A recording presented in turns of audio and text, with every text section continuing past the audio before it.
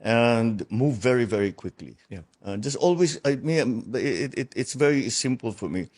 I'm motivated by the fact, think of the children that are in distress now. What do they need? What do we have to do? You cannot wait. Don't do it later. Do it now. Do it now. Do it now.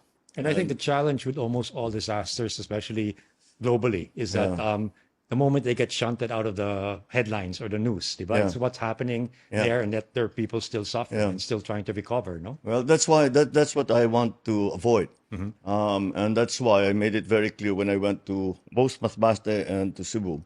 I said this is not a one time thing. Yeah. We're here. We're going to stay here until everyone is more or less in a stable condition. The difference between, for example, a storm, a typhoon, like what happened in Masbate, and in an earthquake that happened in Cebu. No, in Bogo City. Yeah. Pag bagyo, we can always say preemptive evacuation, dalhin nyo sa evacuation center. Yeah.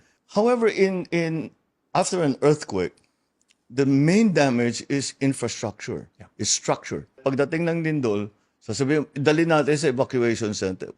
Hindi tayo nakakasiguro sa evacuation center. Oh. We have to get the engineers to come in, to inspect and see.